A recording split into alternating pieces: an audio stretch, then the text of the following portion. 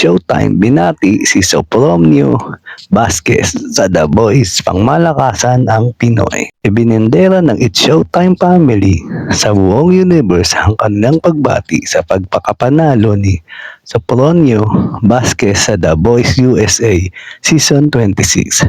Si Sopronio ay naging contestant muna sa tawag ng tanghalan segment ng Kapamilya Noontime show bago itinanghal na kauna-unahang Pilipino at first ever Asian Grand Champion ng American edition ng The Voice. Tinalo ng 32 anyos na Filipino singer ang kanyang kasamahan sa Team Michael Bublé na si Shay, sina Danny Joseph ng Team Reba, Jeremy Beluate mula sa Team Snoop at Sydney Sterlace ng Team Gwen. Pinabilib niya ng bonggang-bongga ang buong mundo sa emotional rendition niya ng kanya ni Sia na Unstoppable at A Million Dreams mula sa The Greatest Showman musical film.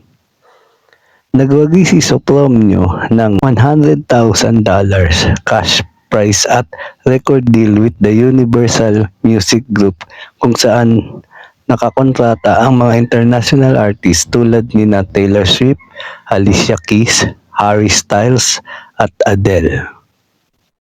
Sa official Facebook page ng Showtime, makikita ang art card na may litrato ni Sopronio.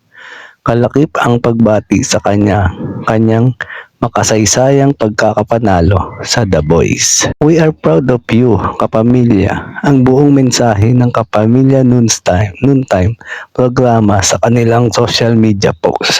Matatandaang lumaban si Sopronio sa tawag ng tanghalan noong 2019 kung saan umabot siya sa semifinals at naging third placer.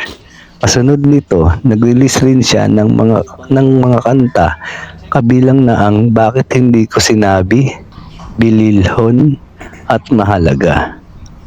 Nitong September 2024, sumabak sa blind audition ng The Voice USA ang Pinoy singer kung saan 4 na coach ang umikot during his performance, sina Snoop Dogg, Michael Bublé, Reba McEntire at Gwen Stefani.